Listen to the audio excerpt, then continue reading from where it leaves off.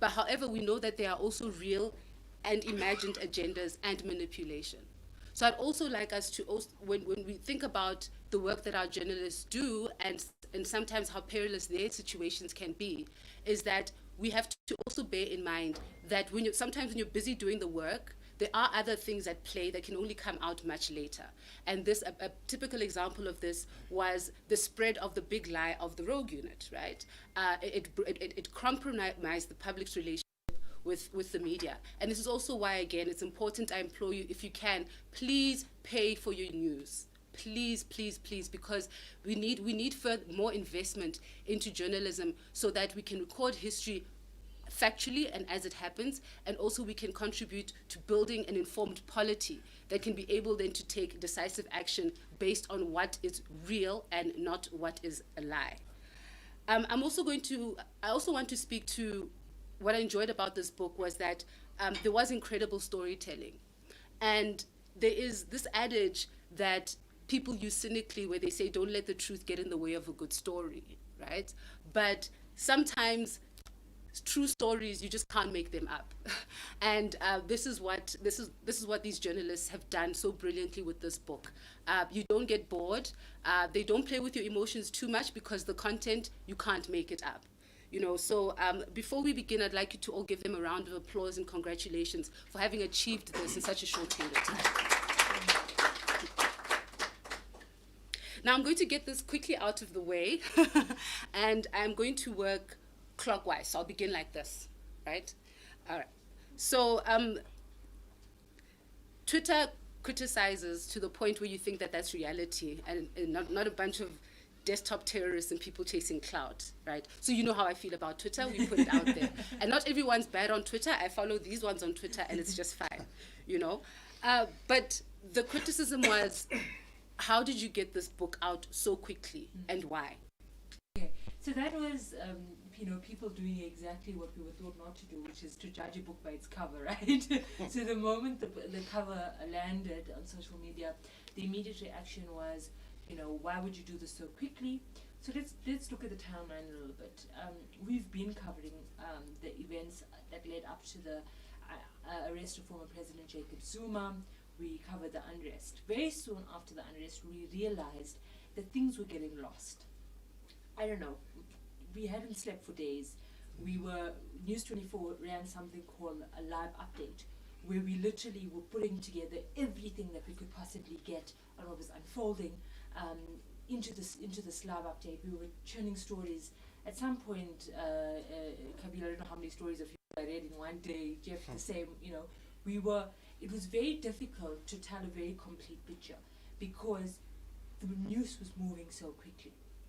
And so the idea was to take a second, step back, look at what happened in those 8 days, and set out to do 3 things.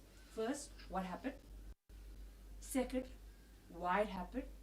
And third, how was it allowed to happen? So that was what we went into this book guided by. Then the most important thing was, you need to write a book and give it to people so that they read it. So timing was also very important because this is a time of the year where people read, and because we were dealing with such a fluid situation, we had to get the basis to tell the first story as fast as possible. The other thing is, as you would see in the book, we had very sensitive information. And point. So it wasn't get the book out as fast as possible. Motivating factor of why we needed the book out as fast. I mean, no author wants to write a book in a month. I'll tell you that much. It was hell. But the reason why it was so important for us was that you need to tell people what happened so that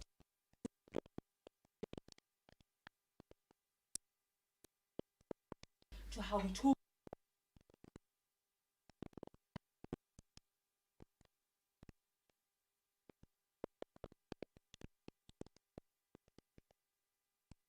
Elevated view, bird's eye view if you like, of everything that's happening. So the physical unrest that was going on, the consequences of that on socioeconomic situation in South Africa, as well as the politicking in the security cluster.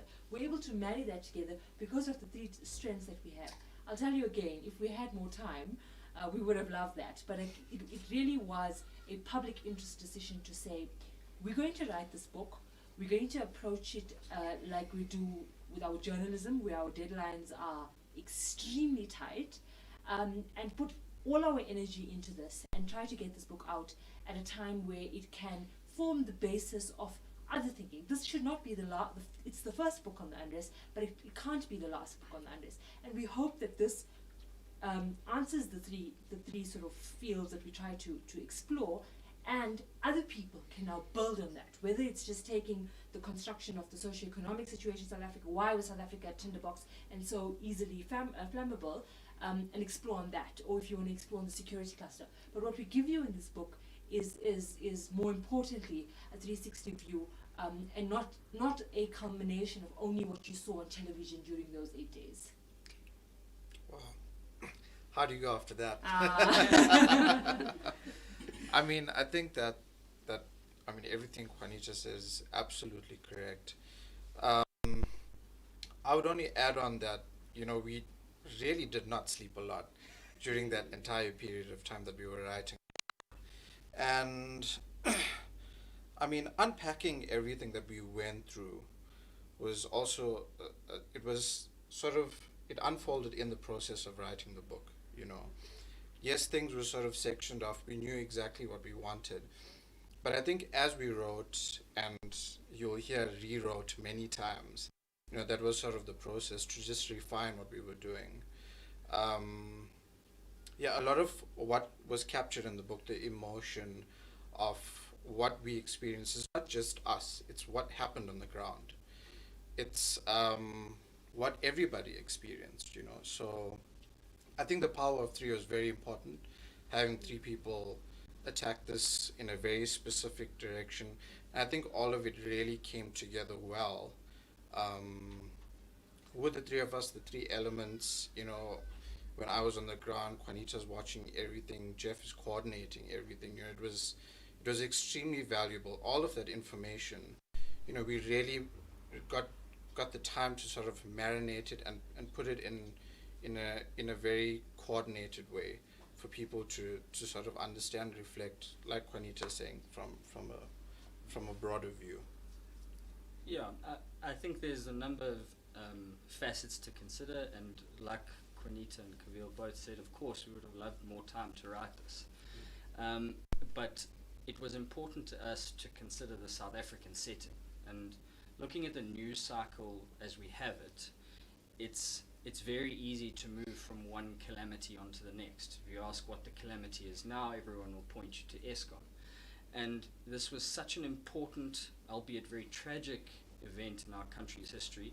It was probably the closest our constitutional order has ever been pushed to breaking point. And as much as it's associated with personal trauma and personal strife, it's important that it's remembered. And but for the one fact that there's nothing stopping this happening again. All of the socio-economic ills that beset the country still exist today. Nothing much has changed, except now we have more load shedding. So, that's important to consider as well. And I think Juanita was right. It certainly cannot be the last book that's written on this topic. It's not meant to be a comprehensive take, but it's meant to give you both our personal experiences from the ground, and also a macro look at what led to it and what has happened since then. I mean, case in point being, I don't know of any of the masterminds or architects of this unrest who've been arrested so far. I consider the 15 people who are before court at this stage Twitter jockeys and at very best mid-level instigators. There's still much of the story that needs to be told. But before this country segues onto the next crisis, it's important that we immortalize what happened and make sure that everyone does their level best not to let it happen again. And I mean, speaking of, the first draft of history, I recall the late legendary Alistair Sparks, and I'd have to say he'd be incredibly proud of you. I'm sure wherever he's sitting, he's smiling down at you all. So, yeah. So now on to the content. And again, I want to speak to this idea of, truth and lies. And as I was reading, especially on pages 37 and 38, and, I just kept saying, lies, lies, damn lies, and tribalism, and the way in which this particular faction of the ruling party, and even in terms of how government operates, is that, looking at the whole situation, how, former President Jacob Zuma was having the standoff, refusing to, to be arrested, resisting arrest, which is essentially what he did, and how this dispensation, how they cleverly use women to kind of fix things when crises would have been averted, and just speaking to that, how for me, and I'd like your thoughts on this, the use of kind of tribalism, certain notions of tradition, how, for example, when Major General Nhlanhla Zulu was sent in to go and, execute the address, and how she was used as a kind of pacifying figure, because it was a standoff between these men, basically. Yeah. And then how they could use that to say, that, it's a good look that a woman is able to save the day. But also how she's infantilized, right? Where she speaks to the public about how she was able to effect the arrest by saying, there are kids involved here. He is not a dangerous criminal. What? the last sort of 10 years say he's not a dangerous criminal. And how she introduces herself to him as umntwana, a child, And I'd just like to ask you about your thoughts on that, because this wasn't the only instance where women were kind of thrown into the thick of crises that were generated by, yes, the people that they support. But do you think, what do you think of that whole scenario? And can you think of a kind of flip side, another way in which women's voices can be used in equally powerful ways? I mean, we do have examples like the Thuli Madonsela, yeah. But can you just give me your thoughts on that and what you were thinking as that was coming out? Yeah, I just want to go a few steps back, Rabi, if you can indulge me, around the time when Justice Sisi Kempepe issued yes. her judgment. And the way she was criticized, justices are criticized for judgments all the time, right? The minority judgment, was it penned by Jafta, no? So obviously the supporters of former President Jacob Zuma had been in support of the Jafta judgment, for example. But if you take it a few years prior, there was the iconic Mogoeng judgment, right? Where supporters of former President Jacob Zuma were very critical of that judgment. But you didn't see the kind of attacks, you didn't see the level of vilification as we saw with Justice Sisi, now former Justice Sisi Kempepe, right? And it was astounding that they almost blamed it, the instability that you saw afterward. That woman didn't know what she was doing. She didn't, she undermined us. So that language, that narrative, that fabric was already well established. Now come the day that former President Jacob Zuma needs to be arrested. It's court of, it's the judgment of the court. He'd been dilly-dallying for a long time. You had this flexing of muscle from Police Minister Bheki Cele, flying down. Was he chartered? I don't know. But he flew down to KZN. He had an army of hundreds and hundreds of police officers making their way, snaking all the way to from northern KZN to Nkandla. It was it was performative in some ways, right? But obviously it was a very delicate situation because of the guns that had found its way in there, right? And then you have that close to midnight scenario where the cars just leave in Nkandla and anyways end up at the Escort Correctional Services, and the former president is effectively arrested. And then days later, you get this image of this woman, Major General Nkata Zulu, who one would even say can be regarded as a hero in some way, right? And if she was a man, she would have, been beating at her chest because she did something that probably few others could have executed, right? But the narrative and the language used definitely is something to reflect upon. That she had to feed into that tribalism, in that I come from the area. She comes from Vryheid, not very far from Nkandla. She had to use her networks of knowing family members to get in, because of the hostility that surrounded the compound. She had to humble herself and feed into, and I suppose that's probably what makes her good at her job. She this is what she does with cash and transit heists and that kind of thing. But definitely a level of our politics that has not matured. This thing of the woman being the woman who saves the day, but doesn't do it as a hero, but does it as a passive sweet talker, if you like. And I found that to be very interesting. But her story is quite fascinating, because we didn't know what was happening on the inside of Nkandla. And having had that opportunity, I think I was the first person to have a full-length interview with her. And I asked her the most stupidest questions. I was like, okay, did you eat when you were inside? And she said to me, no, there was like about 80 people, everyone was eating, they were cold drinks. She was sitting, Nkosazana Dlamini Zuma. So a view that we hadn't seen before. I don't know if I'm answering your question, but I understand that it would have been a very different scenario had it been a male, and B, had it been a male who had successfully executed the arrest. There would have been a very different scenario player. And what are your perspectives, Kavil, and then Jeff? And please don't be scared. We won't brandish you, because I think it's good to have everybody's perspectives as these things are developing. Because when people think about gender, it's not just a woman. People kind of just imagine a woman, but it's like we are all kind of in this together. Especially when you think about issues like power, not just in terms of the politics, but even in journalism in South Africa. When you think about how gendered attacks are on journalists as well. What are your thoughts?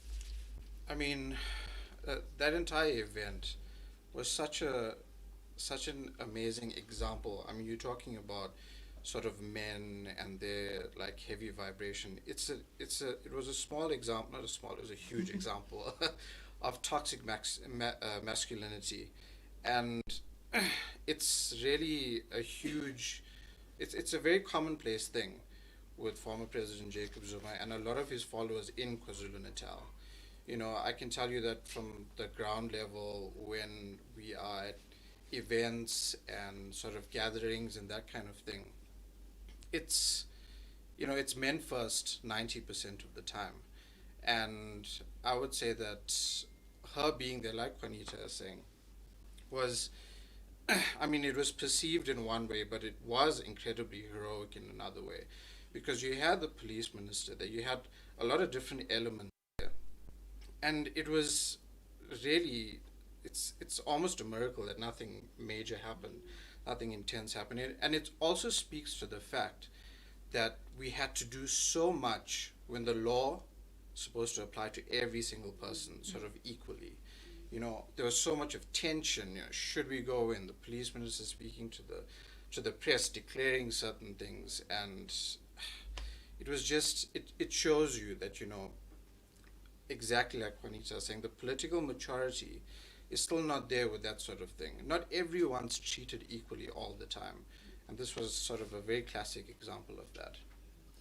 Yeah, speaking to the misogyny, I mean, Justice Kampepe was pilloried by the RET faction and Jacob Zuma supporters, and I mean that is plain as day. And one aspect of that was calling her judgment emotional. Yes. It's a very easy refrain to fall back on. But I think it's also important to consider what was at stake during that arrest. You've got the sprawling Nkandla compound, which in its very essence is designed to be secure. Then you've got hundreds of Jacob Zuma supporters all outside the gate, although the crowd was smaller then, but law enforcement at that stage had picked up intelligence that hundreds of guns had been circulated amongst his supporters in Nkandla. So then you've got a tinderbox setting there. And, you know, whilst the general had to humble herself and go there and take a cowed and soft touch approach, the alternative was the hard approach, which was sending special task force police officers who only know how to pull a trigger in there. And you've got children, you've got elderly people, and you've got policemen in there who are loyal to Jacob Zuma. Because in reality, what should have happened is Keetler Sithole could have picked up the phone to any one of his protectors and said, detain that man. Yeah. And it would have been over in 5 minutes. Instead, what we saw was a Mexican standoff that lasted hours. And it required that soft touch to solve. Should it have been that way? Probably not. But the South African setting is a very unique one. Because I think, I mean, a diplomatic touch, I don't think it has a gender to it, you know. I mean, you know, Nelson Mandela, you know, that he had a soft touch and he was able to avert crises and stuff. So I just, you know, for me, it's about, again, it's about the discourse and how narratives can so easily be concocted to actually even undermine people whose work is otherwise heroic by casting them in a particular social role that kind of defeats the purpose of how we think as a society about who deserves to lead. You know. Now I want to get into some of the stories, and I'm going to work backwards now because of, you know, that one night in Hillbrow.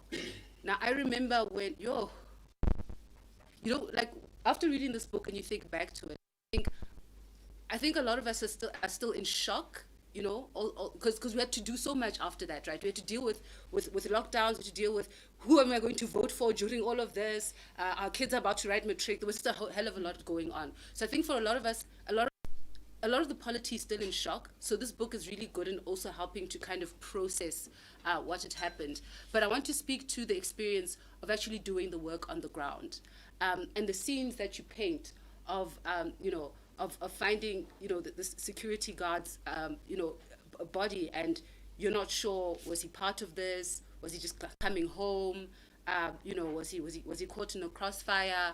And when you set out to go and cover these stories, what kind of preparations do you make?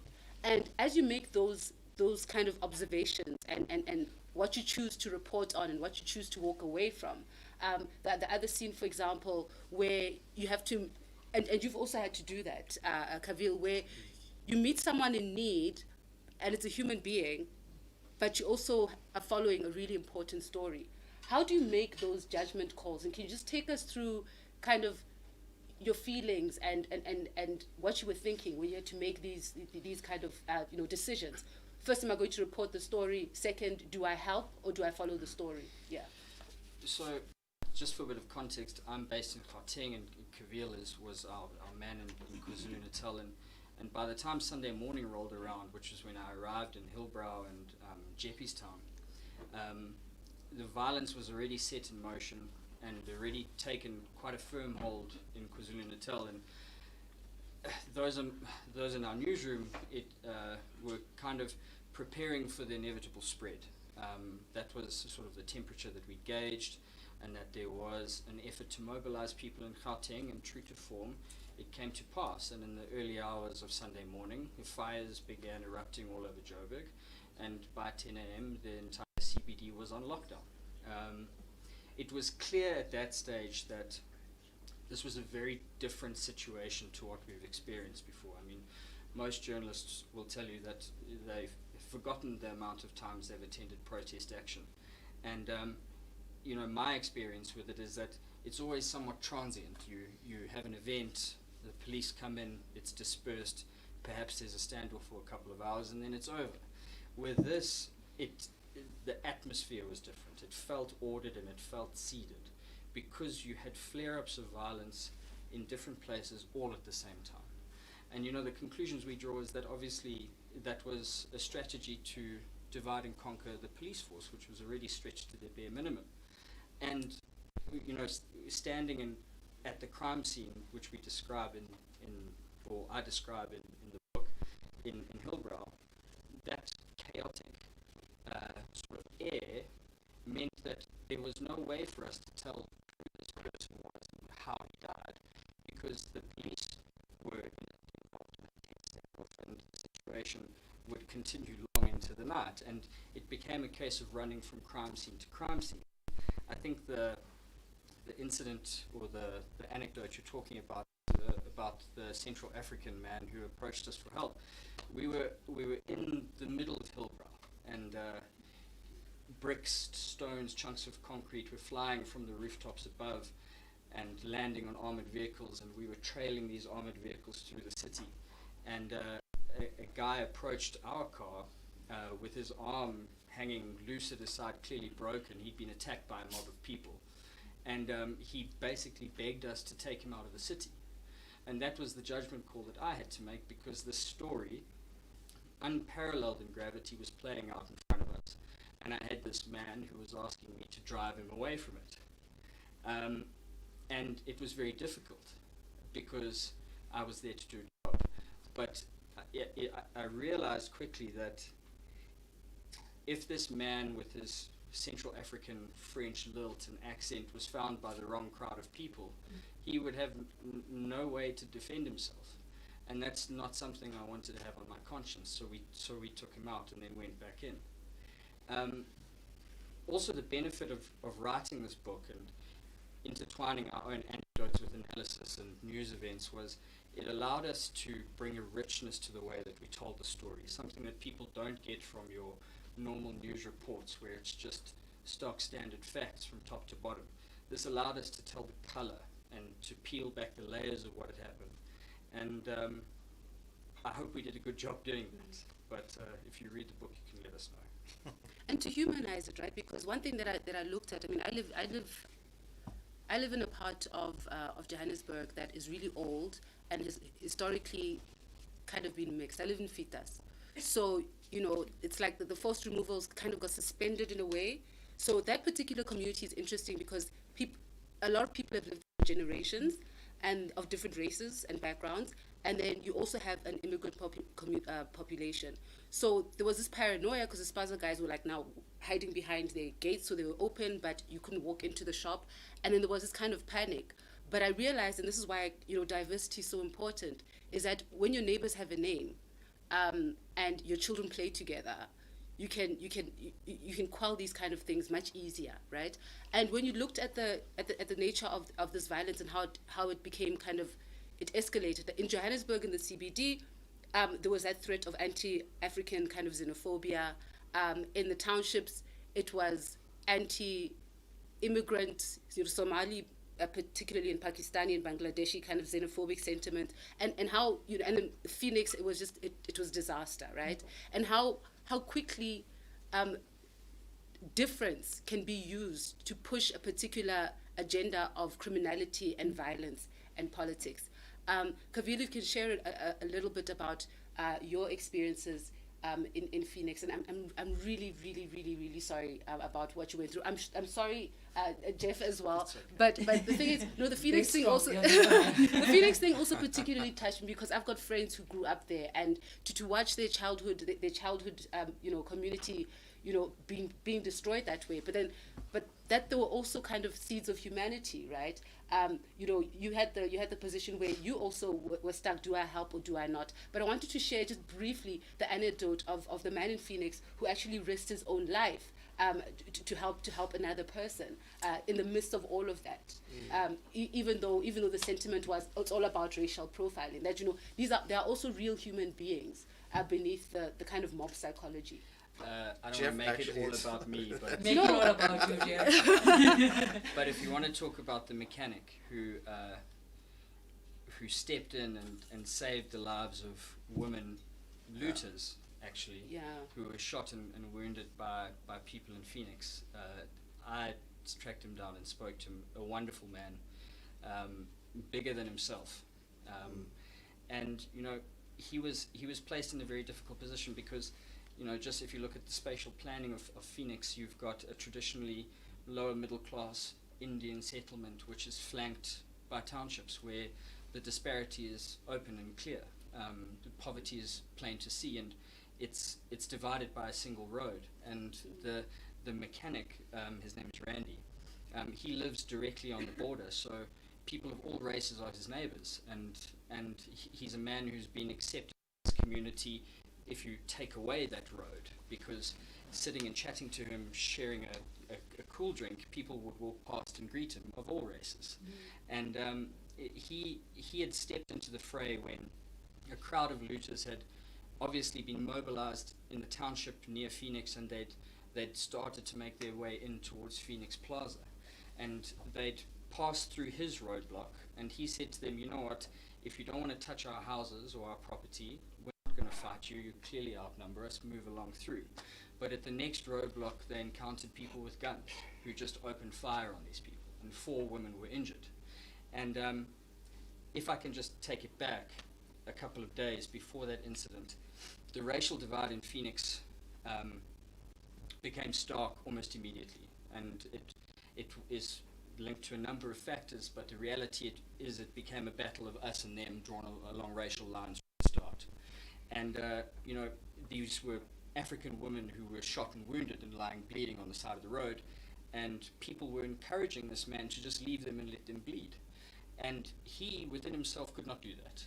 And he loaded them into a car and he rushed them to the hospital and passed many roadblocks himself, and was shot at, and his car was stoned because he was transporting African women to hospital.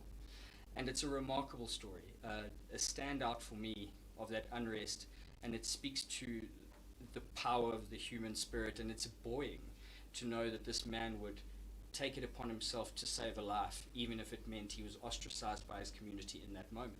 I hope he's not ostracized now, because he did a very honest and valuable thing. But it was a nice measure of humanity that we didn't see. You promise no spoilers, but yeah.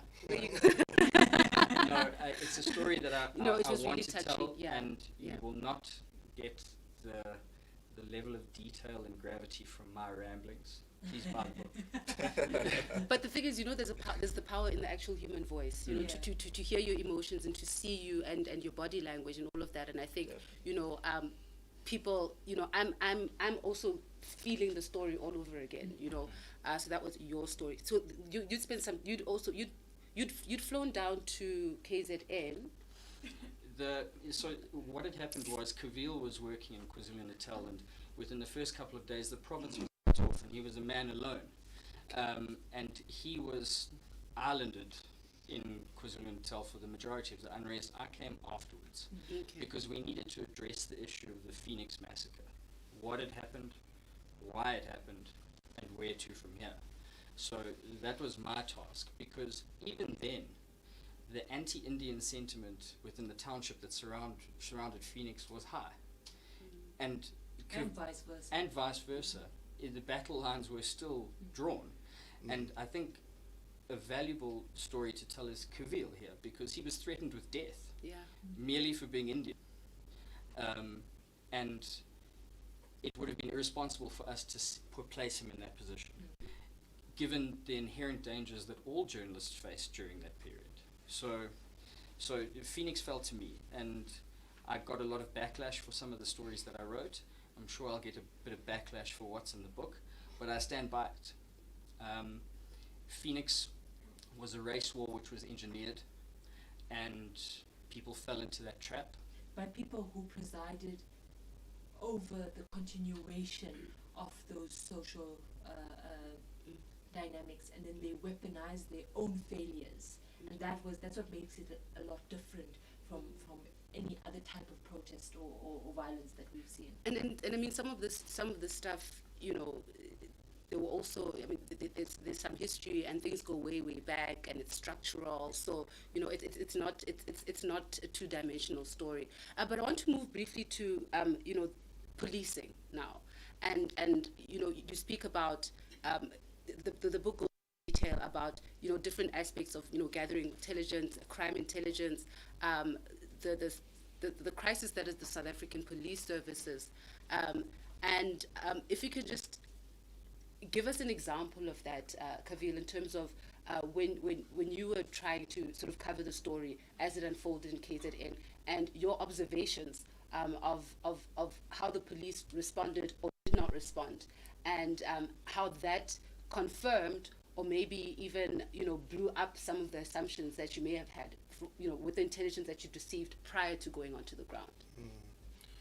I mean, the first few days of that main week, the Monday, the Tuesday, the Wednesday, I think it was 13, 14, 15.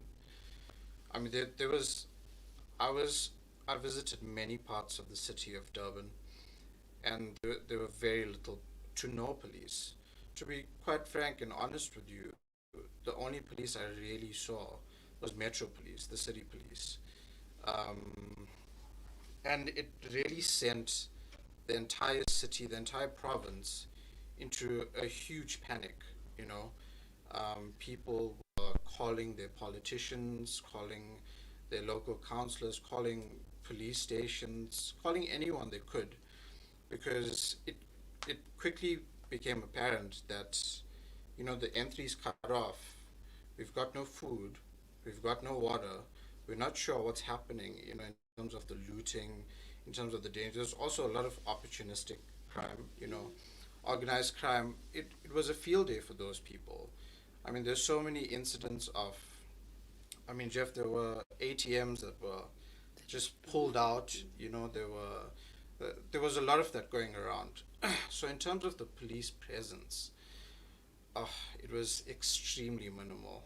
I would say there was no police presence. On the Monday, I did see a few police officers in the Point area, which was also absolute just anarchy and chaos. There were pieces of the cement bins that you get that were just broken and had been thrown from the top at whoever was at the bottom. They were just tossing these things. And I met two police officers, very experienced guys. One of them had been on the police force for about 20 years or so. And he's like, we were even afraid to come out last night. We couldn't, it was impossible. There were so many people, there was so much of chaos. He felt it was a difficult situation. They were there early in the morning while people were sort of quelled in some parts and other parts of the city had fled out.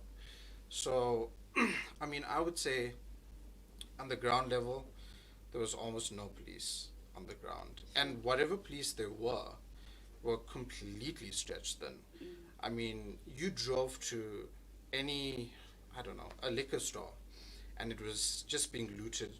You would find maybe a private security person sort of parked a bit of a distance away, telling people, you've got to turn around, you've got to go back home. That was it. And people would just be for hours just in and out. So yeah, it was an extremely traumatic situation, an experience, and it was a collective thing. Everyone hadn't slept. Everyone was frustrated. Where are the people that's supposed to protect us?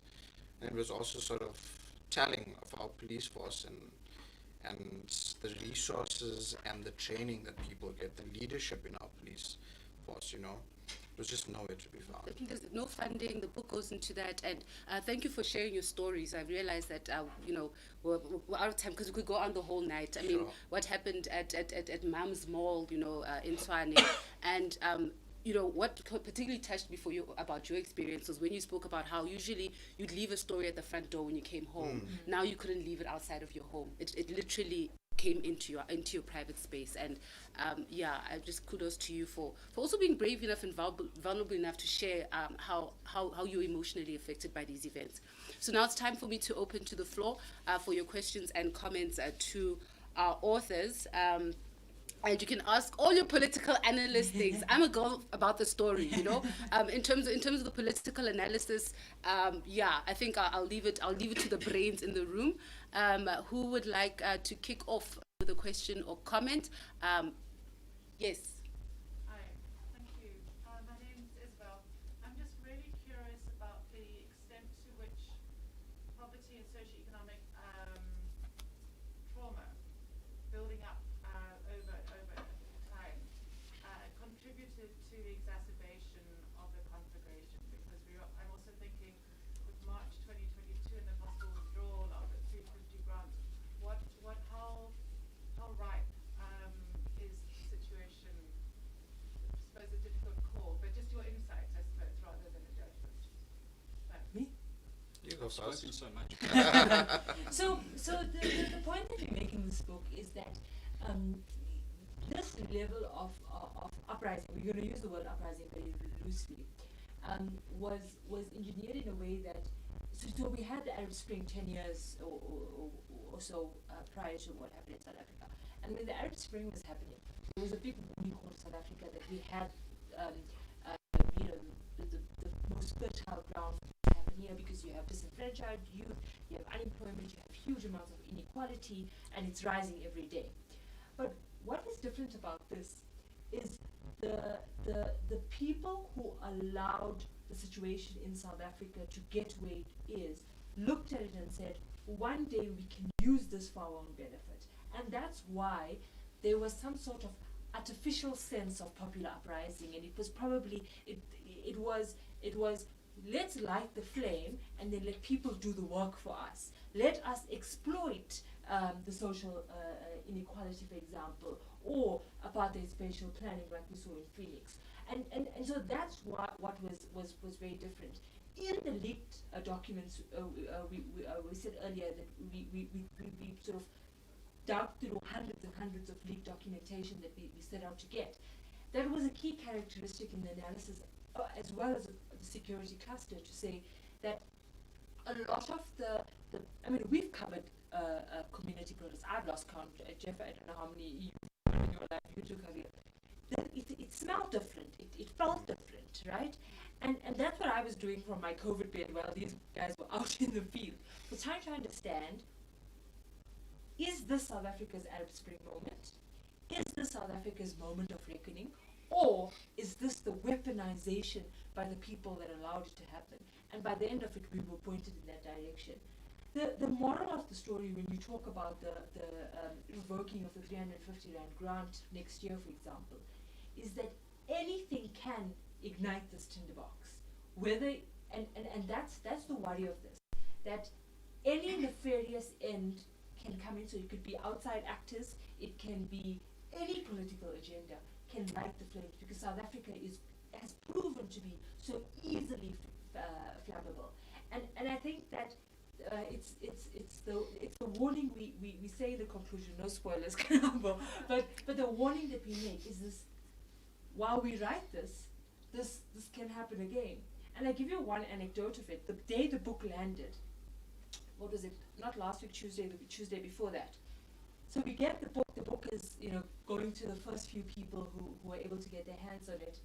And on that very day, a group of truckers who were part of this unrest, and we kind of explain them in detail and make you understand the genesis of that the criminality that we saw.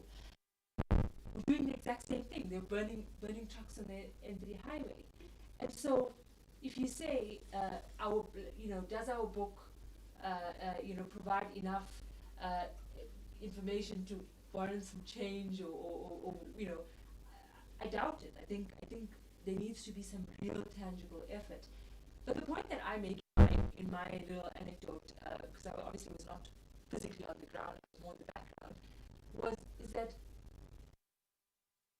personally learned from all of this, especially someone who's covered politics, is we cannot outsource the solutions to our problems to the same people who cause the problems.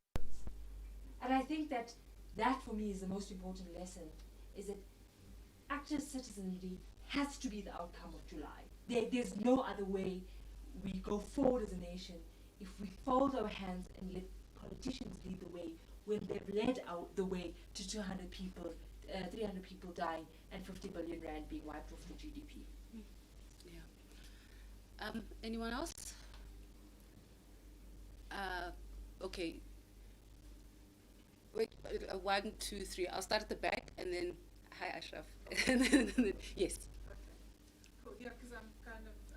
And if you can direct to a particular author, because we're running out of time and trying to get as many questions from you as possible. Thanks. Being a political animal, maybe I'll I'll direct it to the political animal. But it's this kind of adding on to what Juanita just said. sorry, I'm Karin du Plessis, I'm a freelance journalist, and I've been reporting on the elections. So the outcome of the elections in KZN was very interesting, and I think a lot of it was a direct result of what happened. Yeah. And Karin, you don't have to be the only one to answer, because I know perhaps people in KwaZulu-Natal might know why the IFP got so many votes and the ANC didn't. But do you think this outcome would make things better, i.e. move further away from whatever caused the sort of sparked the uprisings, or do you think it will make it worse? So very quickly, and before I let my colleagues jump in, I think that the election results is a bloody nose for RET faction of the ANC, right? Which many point to being the nexus of where the unrest sparked from. And so eThekwini, Durban's election results, unimaginable. That's the description I used in my reportage this week. An unimaginable loss. They did not believe it was going to happen. And particularly just because of the arrogance of leadership. And the point was, you couldn't mobilize people to unseat a your own president and then ask them to vote for you afterwards. There's no logical world that exists. Is this the end of RET, or does this make RET more desperate? I will have to look into a crystal ball, but I think that it's definitely an interesting dynamic. I think that the arrogance that fuels the behavior that we saw in Durban, by, for example, the mayor at the time, Mxolisi Kaunda, because he had that kind of will always be in power attitude to him, and it motivated a lot of what they did. And now that is taken away from them. And so you're not going to see the level of sheer arrogance on one hand. The other hand is what worries me is that we have nothing to lose now. We can cause as much chaos as we possibly can. And the one last point that I want to make on this particular thing is a lot of the people, political actors in KZN, use Jacob Zuma as a proxy for their own political survival. They need him. They need this chaos. They build profiles on this chaos. And so that's something that can't be discounted, especially now where the whole province is going back IFP, almost. Yeah, I agree, and I think a lot of people who were sort of pushed, and I mean on the ground, a lot of people at the time were made to go loot as well. You know, it wasn't just sort of, hey, let's all go. A lot of people were pushed toward doing that by smaller groups of sort of organized individuals on the ground, the real instigators, really. And a lot of those people, after everything had finished, were basically left with very little. And, you know, their local malls were destroyed. It would cost more now to sort of, you know, if your local mall is destroyed, where do you go? To the CBD, but the CBD is destroyed. So now I've got to, pay for transportation that's going to cost me so much to go to a different part of the province just to get a little bit of food. It doesn't make sense because my transport and my food is going to cost around about the same. So I think people were also really disappointed with that, and I think that there are a lot of shortfalls with eThekwini in particular in terms of just service delivery in a lot of different parts of the city. Because while the RET faction certainly did have very strong soldiers, I would say, on the ground, there are also a lot of people in those same areas that are suffering because of those people. And after the unrest, I mean, there were some days when I saw toward the afternoon really dodgy, intense, almost gangster-like people at certain malls and areas. But during the morning period, there were people who really had nothing at all, were just trying to grab whatever they could to maybe get something from it, maybe help someone at home, maybe help each other. And I think those were the people that really said, you know, we're not going to go vote, or we're not voting for this party, or we're just going to leave these guys in the lurch. And I mean, the outcome speaks for itself. I don't think I have anything of value to add. All right. Ashraf? Yeah. Okay, so my name is Ashraf Garda from Champion South Africa. Probably this is to Kanita, but because it's more of a political question. So President Ramaphosa described what happened in KZN in particular, calling it insurrection, right, an armed uprising. Based upon your people's analysis, was that the case? And if the answer to that is a yes, right, then how close were we to an actual attempt coup? If the answer is no, then what is your thoughts about him making that sort of statement and effectively getting away with it? So what I did, right, I went and I spoke to, so the lexicon of insurrection and coup is a very military-like. It's not something we use every day. Obviously, it gained popularity after the attempted insurrection in the US at the Capitol Hill. But what was fascinating for me is I had spoken to former General of the SANDF, Solly Shoke. I spoke to former General Spirin Nyanda, and they were a little bit uncomfortable in terms of sort of this military language, that insurrections have very specific characteristics, right? And then you saw the controversy that emerged where the defense minister contradicted the president on calling it an attempted insurrection. But what do you, let's look at English and say, what do you call a situation where a ruling political party mobilizes against a sitting president for the benefit of a former president while weaponizing the fault lines in society? I can't find a word for what we saw in July.